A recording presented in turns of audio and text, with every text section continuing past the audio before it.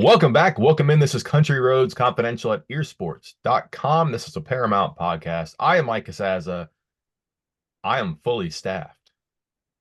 Joining me today is Chris Anderson. Chris, I don't know, there's probably only one place to start right now.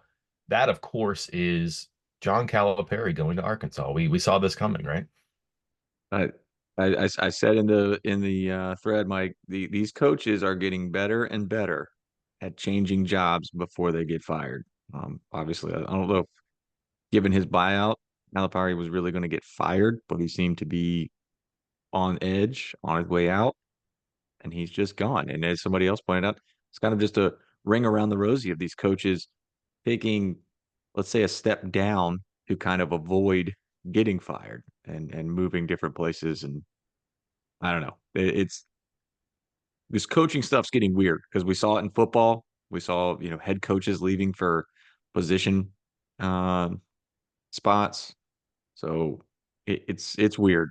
It's weird. But this might top it because is this the biggest story of the day, even though the national championship game is being played tonight? Is this bigger than the national championship game? Yeah, absolutely. Just because of the name, Arkansas is like one of those fringe power programs, like has some national championships, has like pedigree for sure. Been good the last couple of years, and like in the best way, it's like kind of crazy. Like they'll go out and do something like this because they can. They have the support to do it, and also like just Calipari's Calipari too. What the heck went on there? By the way, think of all the money not spent and earned here. Enfield leaves USC to go to SMU. He's either going to get fired or not there, but like that's one of your jobs you're talking about. Goes to SMU. That opens up. Musselman goes from Arkansas to USC. He could have been fired, didn't, leaves, and then obviously Calipari to Arkansas. That's three jobs linked together by nobody getting fired and the schools not having to pay that money. And I wonder how much money those schools end up.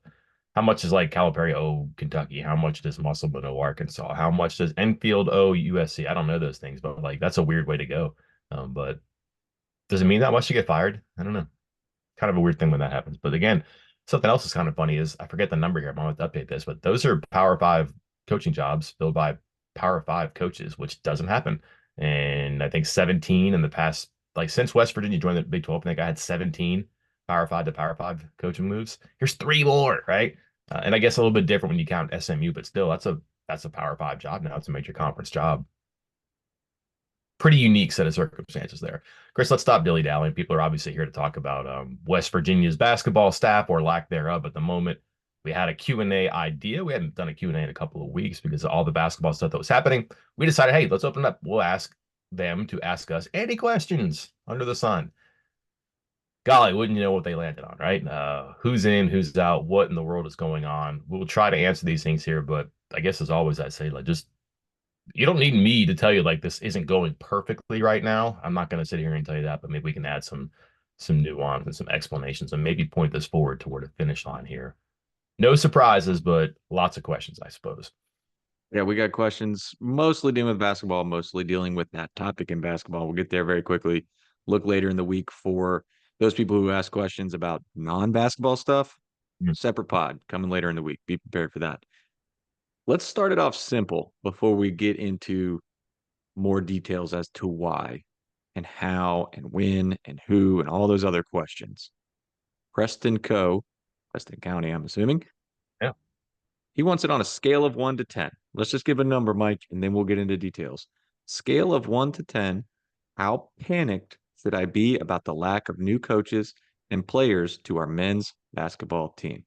Give me a number. I never panic. I worry. I'm always worried. I never panic because if you graduate from worrying, you graduate from whatever plan you have. And if you're panicked, you're in a whole new set of plan, implement, execute, whatever. So that's difficult for me to get there right now. That said, you need more than one coach in your staff right now. You'd like to have some people who could spread out across the country.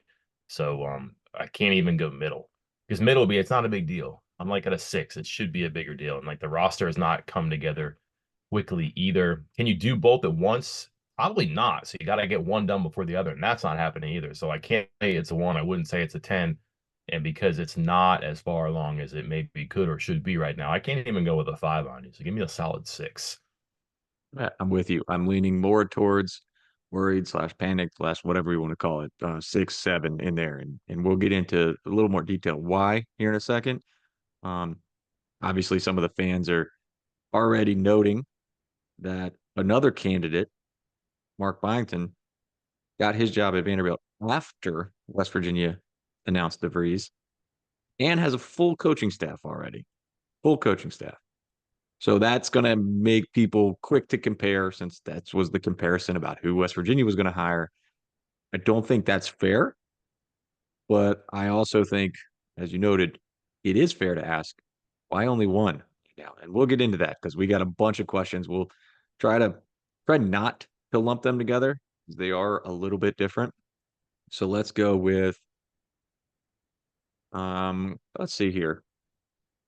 Cobb 0012. Has DeVries had conversations with the previous coaching staff? Considering the delay he's had in filling coaches, do you think he'd sign some of them to 1 year prove it deals? He is speaking of, I assume, guys like Butler, Gabe, Mar Johnson, coaches that were already on the staff. Mike, is it Yeah, possible? they've had the conversations. There's even been offers extended to people off the court. So, like an assistant coach, would you like to be our video coordinator? And right now, that answer is a hard no because I'm not sure that this individual wants to do that again. Oops, wants to do that. And where else are they going to get a coach right now? There's 4 spots. So that would be an interesting topic to revisit maybe in a couple of days. Here's the thing, like Chris, my 6 on the first question would not have been a 6 had we done this podcast Thursday. It would not be a 6 if we did this podcast a couple of days from now, Thursday. So if you'd asked me a couple of days ago, Thursday, I'd be like, yeah, probably 4 or 5. If you asked me a couple of days from now, Thursday, I'd probably be a 7 or 8, right? If it was still one coach, just because it's bothersome in this era where the roster has to come together quickly. So there have been conversations for sure with people and even offers extended as to would you be open to this? And the answer right now, I mean, if the answer had been yes, you would have that news release in your email or on the website. Has not happened. And like don't forget too, like Ron Everhart's still out there. James Dickey is still out there. A lot of people have talked about McCabe and Ruoff and Butler and DeMar Johnson. It went 9-23, Chris, and they were largely new and inexperienced assistant coaches. I don't know what would invigorate you about bringing a lot of them or all of them back, especially when you have I believe Nick Norton is 26. If you got that young, aggressive, hungry, I'll do the office work, assistant coach stuff, got one of those guys in the staff, you probably don't need a second one of like, hey, I'll prove myself in this first year. And if you did, yeah, it's a 1 year deal, I think. So, short answer, yes. They have not consummated anything yet, but if this does go on longer, it can go on longer. And then you might gobble up a Deshaun Butler or Ron Everhart just to get some experience, some recognition, a guy who knows how to coach because he's been around for so long, and then a guy who is known and can recruit and has done a bunch of different things in basketball. And remember, only 3 of the 5 can be on the road assistant coaches. So if you're worried, for example, about Ron Everhart's age and his health, those questions that we asked so many off seasons in a row, is this it for him? Will he retire? Will he go into an office role? So on and so forth. He doesn't have to be a recruiting assistant coach. He can do on-campus stuff and he'd be on the court as one of the 5. You only get 3 who can go out. And last year, it was Alex Ruoff, it was Jordan McCabe, it was DeMar Johnson. Um, Deshaun did not go off campus to recruit last year, and James Dickey counted as one of their 5. He did not go off campus to recruit either. So you can kind of see the pieces there where maybe this would work if they had to do something like that. It wouldn't be the end of the world. This wouldn't be what they wanted to do to begin the world. And yeah, and I'm going to cherry pick a little bit off of that. And from L. Schaefer, he asked, who were the previous assistants do you feel would be most useful? I'm guessing McCabe, he says. Um, how can you tell? How do you know? As far as on court coaching, that team was a mess. I mean, guys were in, guys were out, guys were suspended, injured, back in, out. The team was bad. They were thrown into this mix to coach. So it's hard to say, hey, that guy was great at getting the most out of his position. How do you know? You don't. And then recruiting, how are they supposed to recruit in that? I mean, we talk about McCabe because he was really the only one that was mentioned with some of these recruits, but what are you pitching to these kids? Hey, the team is bad right now. We have a coach that's not going to be here, a staff that's not going to be here. Come sign with the Mountaineers. Come visit. Like, how do you pitch that? How do you recruit that? That seems impossible. So gauging what these coaches are capable of doing and whether or not they should, get another job right now at West Virginia, that seems impossible to do. And I think it's unfair to kind of judge them based on what happened last year. So kind of in limbo for me about whether or not you should ask these guys to come back or in what roles or in some roles, limited roles. But I do agree with the hey, that was tough. How about, for a couple of these guys, hey, how about 1 year? I mean, come try it out, something. So don't know how many will end up. It may end up being a situation, and this might pick up the 1 to 10 scale for some of the listeners here to like an 8 or a 9. But can I go so far as to say the Breeze may not have a choice but to bring 1 or 2 of these guys back? Like, are we getting into that territory here of his other options going elsewhere that he's turning back to these assistant coaches that maybe he otherwise wouldn't look at? Yeah, the hourglass has been turned upside down, Chris, just because like the portal is so big, especially if you're starting, and recruiting is enormous, especially when you're starting. And if you have one head coach and one assistant who are out there right now working, granted, it's a dead period, I get that, but you can still get a lot of work done. And that's difficult to do right now with just two people when you can actually have six. So just think of just it's literally 1/3 of your manpower right now, too, which means 1/3 of your connections, the conversations you can start and have, the invitations that you can initiate. You're just limited right now. So it's not ideal. And how long can you do that and expect to be, never mind fully staffed, but fully rostered and have a good roster? Not long. Like, I don't think you have to rush it and compromise your first staff. But also, you can't compromise your first staff by being patient either. It's a really weird balance right now. I've not seen something like this here covering teams of West Virginia. I can't say I pay a ton of attention to coaching transitions at other schools, but it's also kind of foolhardy to believe that when you sit down with an athletic director, you don't have a list of who you'd like to have in your staff. And if you're the athletic director, you're not asking that question too. And in no scenario do I think that Darren DeRise said, you know what, we'll get our staff done. I don't know, April 12, April 15. How does April 15 sound? I don't think that was something that said, hey, that's our guy. Let's get him. Like Baker's like this talking to, I don't think that was the answer that got him across the finish line too. So just logically, it doesn't make sense. So that's not what the plan is. That's not what they're trying to do. How long can you go down that road where you're just hoping someone says yes, you're hoping someone falls out of a tree?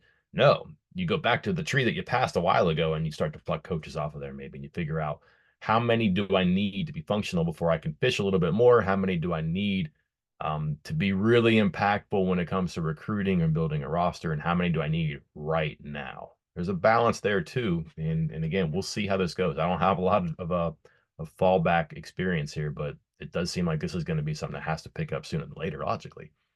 All right, we got 2 names that people brought up in questions that we've mentioned on the board, or I think you've mentioned an article. Apparently you've been credited with mentioning this name in the articles. We'll start there.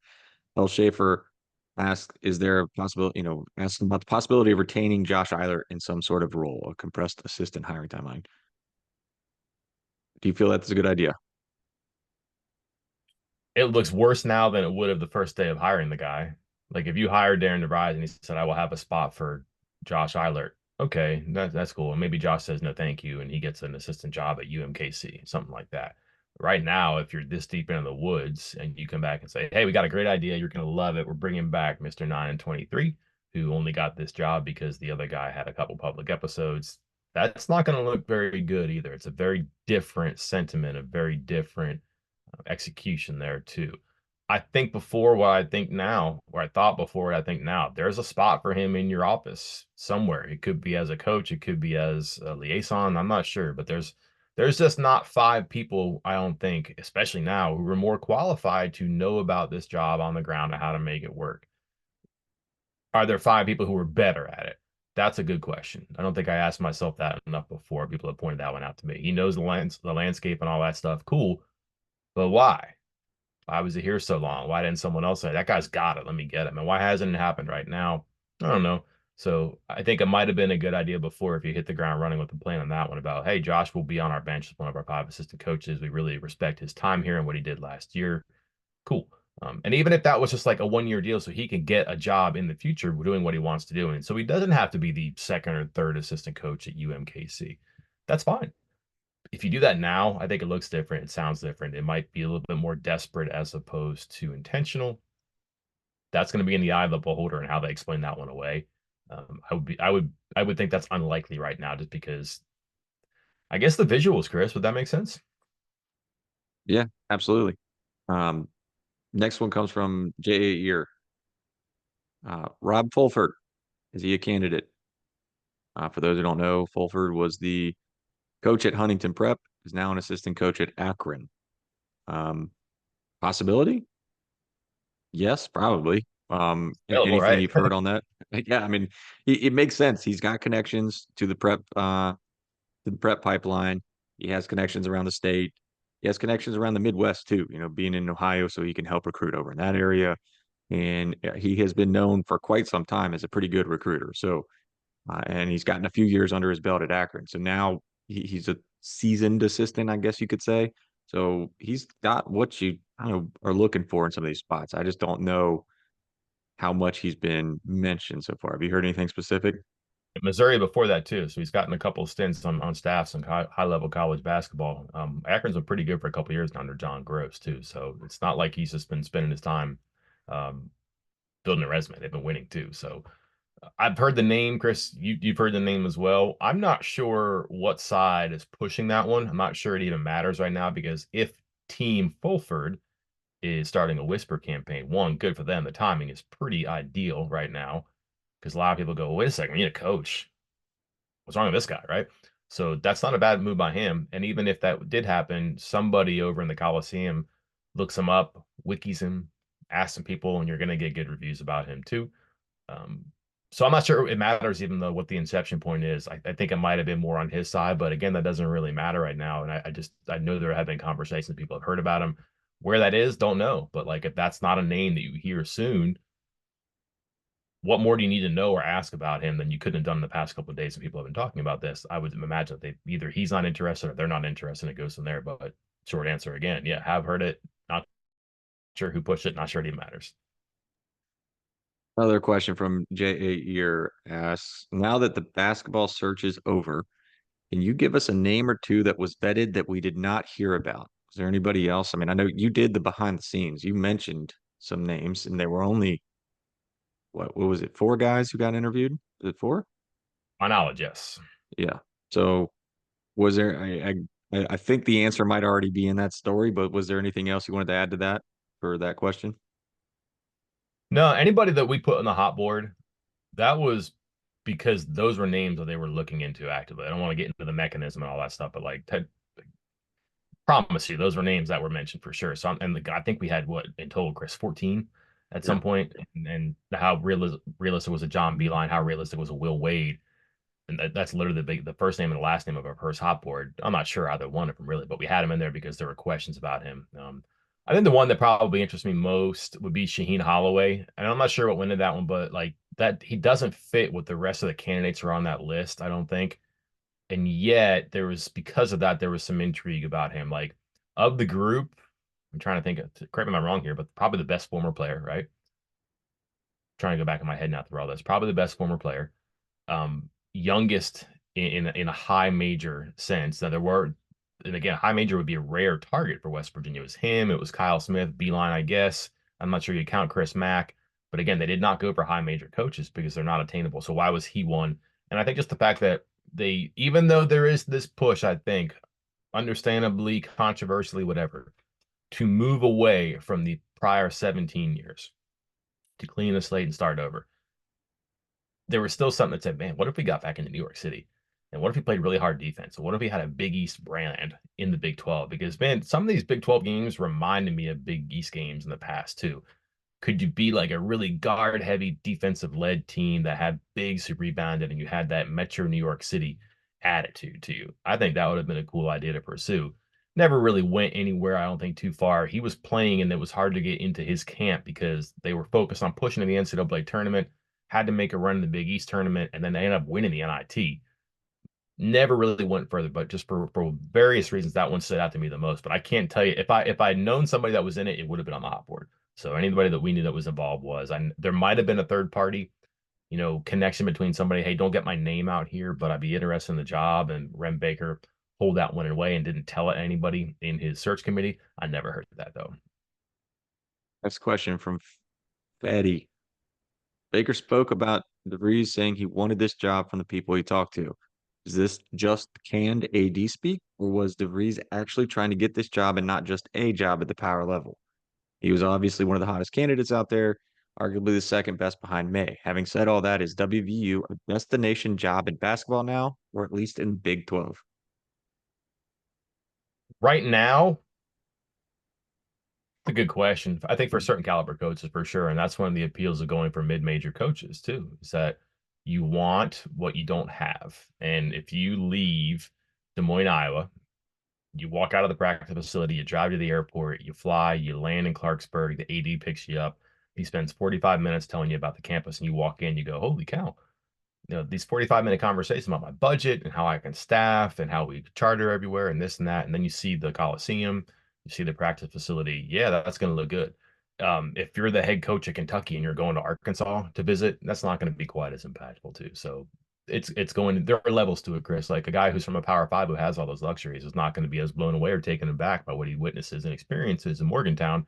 A guy who's coming from the Missouri Valley Conference obviously will be. And again, that's part of the plan of getting coaches too. Like you got to get somebody who's excited to be there and wants to be there and isn't comparing your job constantly with what he doesn't have and what he wants. And when I think about how things a little bit when Cy was at John Beeline, he wanted some things that he couldn't have and he knew other programs had, and West Virginia wouldn't go the distance on some of that stuff.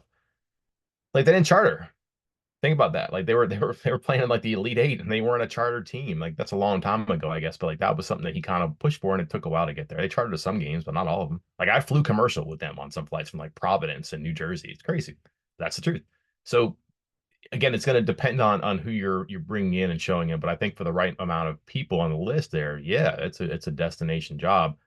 Question is it a catapult job? Like, do you spend a couple times here, maybe in between mid major and high major, and then you go to a high major program? Like, if DeVries is the head coach at Iowa in the 2026 season, is that because he's from Iowa, or is it because Iowa's a better job? Well, that's one thing. But if he's the coach at Louisville in 2 years, something like that, what happened here? Then maybe that's a shortcoming for West Virginia. And I don't know, Chris, perhaps you trace it back to right now where it was hard to put together a staff and hard to put together a roster. Why is that? The coaches are going to blame themselves. Promise you that, right? Who or what around him. But again, that's a story you can't write right now, but you can store it away and open that drawer in the file cabinet in the future. Yeah, I mean, to your point, it's just like how West Virginia didn't go shooting for Calipari or the top power program coaches. As far as this being a destination job, it absolutely should be a destination job for guys in the mid-major, just like you said, with the MVC, Missouri Valley Conference, and those types of conferences. Even for the elite coaches like DeVries, I would agree that I think he was probably one of the top three candidates out there for any major college that was looking in the mid-major ranks, because in part, your facilities are probably top 25. I mean, again, we've gone over this. We've had this discussion a lot about how other teams come over here and look at West Virginia's practice facilities. They base their new practice facilities off of what West Virginia does. So you've got top 25 facilities. You had top 10, top 15 salaries. So the money is around. It's possible. You're not going to get it because you're a new guy. You're not a Hall of Famer. You also know that the NIL money is possible. Will it come back? That's a discussion for another day, but it's possible. So you can see the potential here. This is why West Virginia should be a destination job for, like you said, the mid-major type guys. In Hunter, real quick on this one, since this is happening today, how does Calipari leaving Arkansas affect our assistant coaches we haven't hired yet? In Hunter 17. It doesn't help. I'm not sure it hurts, but Yeah. like I guess that they got on the same call waiting system, and DeVries on line one, Calipari on line two. That might be awkward, I guess, but I don't know how often those streams are going to cross. As I say, any job could have a trickle effect to affect anything with West Virginia. So Sure. don't put it past it, but probably not much. And that's something I want to point out. Like again, I'm not being an apologist here, but like the coaching conventions in Phoenix for the Final Four, you had a good amount of activity in like a cluster of jobs, like the West Virginia, SMU, Arkansas kind of a level. Like I know Arkansas just got filled, but they were looking for a coach for a couple of days, and that wasn't a secret that was going to happen too. So I think assistant coaches are just kind of like sitting back a little bit. They prioritize things too. Do I want to come back here and be the number two or number three? Could I catch on with my friend, my former colleague? Hey, I was an assistant coach with him. Let's see what happens with him. That stuff does happen. This is going to be a busy week. It should be a busy week. If it's not, next week's podcast is going to be wild. Yeah, well, and that is a good reminder about the thing in Phoenix, the Final Four. That's where all the coaches go. They go to the Final Four. They are always there. And that's where the convention is, like you said, the coaching convention. For all of our football listeners, like we are predominantly, not predominantly, but most of the people who are on the board are football people. And they're like, why is this basketball set? Think about it like this, just with football, that January coaches convention where all the coaches get together and they talk, they chat. That's where a lot of those connections are made. That's where the hires eventually come from or used to come from. Think about it like that with basketball. That's what's happening this week with the Final Four. So, like you said, 6 or 7 right now. If we're still here a few days from now, 9, 10. Worrisome. Uh, Again, you would feel better about the staff if you have more assistants, or excuse me, have more players on the roster. You would feel better about the roster coming together, even if it hadn't, if you had more assistant coaches. So there's a floating bar there about your 1 through 10, but when neither one is moving it, right, then it naturally kind of moves up toward 10. That's nothing you could say to counter that. If you don't have coaches and players, it's a bad spot. Pretty sure. I did double check. I'm pretty sure. Related to that, Barb 77 says, how many basketball signings do you see possible out of next weekend's visits?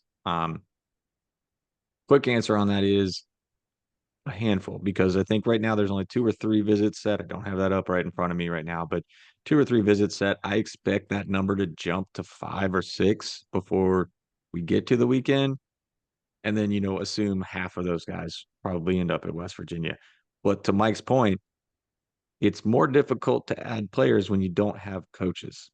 So probably need to figure out the coach part of this first before you worry about how many commitments you're going to get from transfers this coming weekend. So Yeah, and again on the hourglass thing and Everhard, Deshaun, whomever, right? I'm not saying that's happening. If it's being kicked around, that's fine. It doesn't mean that it's going to happen. But if you get some coaches who are signed and official and announced by, I don't know, Chris, as late as Wednesday, like they will have been recruiting for a couple of days. That's just how that works. Like you get like your sheet and okay, let's do the HR work, but you can go to work now. You can pick up a phone, you can have a Zoom, but you want to have it done this week just because like that dead period ends the 12th, I believe, and you can have people on campus too. And not that you have to get all your business done in one week. If you're going to be legitimately competitive in the first year, you want to take advantage of the first few days, that first window where you may not have him on campus the first day, but he might be on his way from school A to school C, and he stops at B in Morgantown. Like so, you want to be in their travel plans. If you're not their travel plan, you'd like to be in their travel plans. And you saw this like through the transfer portal. I'll be here on Monday. I'll be here on Thursday. I'll be here on Monday. Like it just kind of goes along like that too. And for West Virginia, they kind of feel like if they get you here, they can get their clamps on you and keep you put in place to sign something, right? So that's why this is such a big deal to get not only players on campus this weekend, but you kind of need like the assistant coaches who can get people to come to campus. It's nice to know who you're going to play for. If you're a guard from, the Conference USA level right now, and you walk in and you meet DeVries and you meet Nick Norton, who the heck are my other assistant coaches? Like, who's my guard coach? That's going to be a hard conversation to have, right?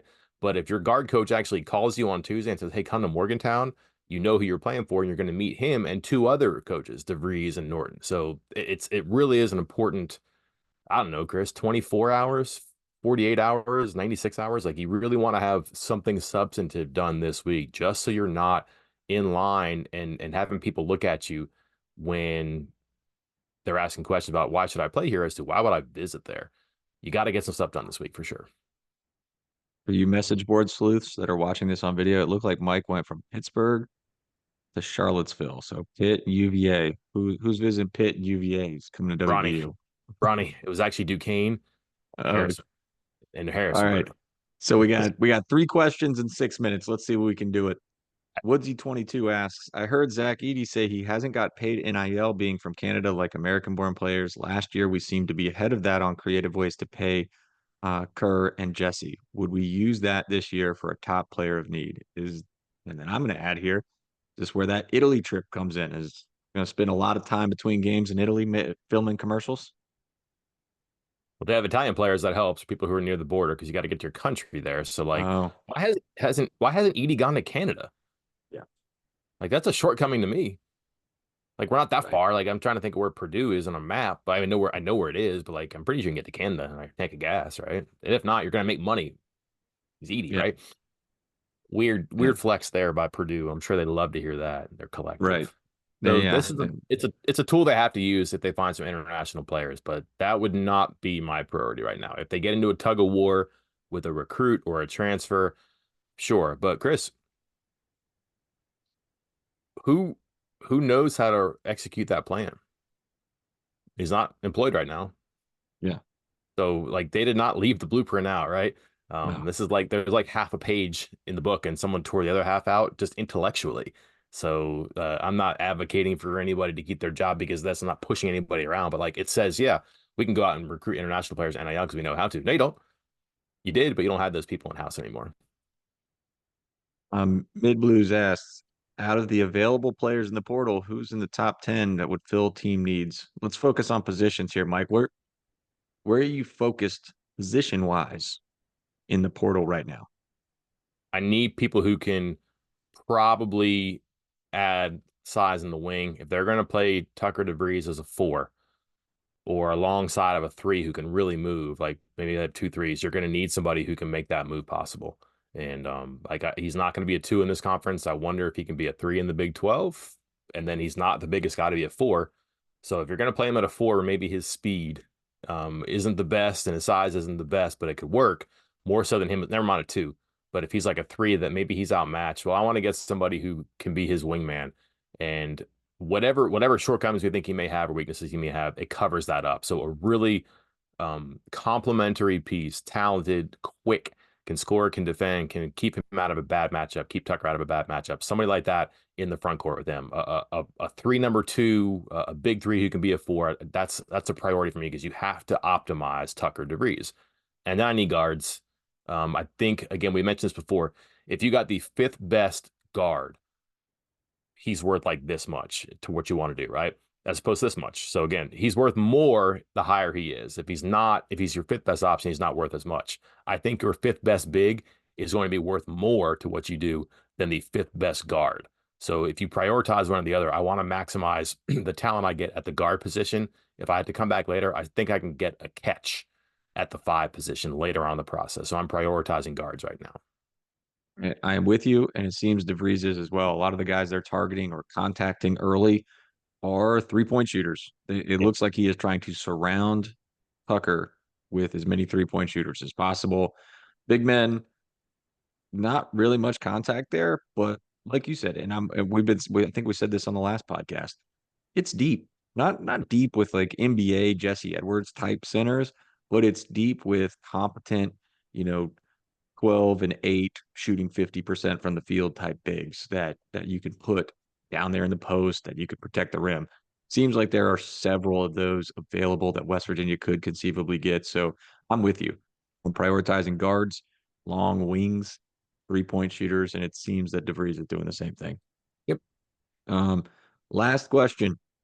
CE5588 says, in a college basketball portal age, is it fair or unreasonable for our expectations for a year zero? Oh, he said year zero. Oh my You gosh. just sent Mike. You triggered him. Year zero coach to finish above 500. Mike, I'm pretty sure Uh, we already did a 3-minute video on the expectations for a new coach, but now that there is a new coach and we know who he is and we know what the situation is, above 500, is that fair and reasonable? Yes, and it's contractually fair or reasonable. If he finishes in the top six in the Big 12, he gets another year in the contract. And you're thinking, oh, cool. That means that DeVries wants to be here. It's not as much that, it's that they expect him to win and to be popular and possibly pluck somewhere else. They add what, 37.5% of the remaining salary if he leaves. So if you add an extra year, You're getting 37.5% of $3.3 million in addition to whatever he would owe. So it's part of that too. Like there is an expectation he's going to be good. It's written into the contract. I'm not speaking like some foreign language here. That was done with intent.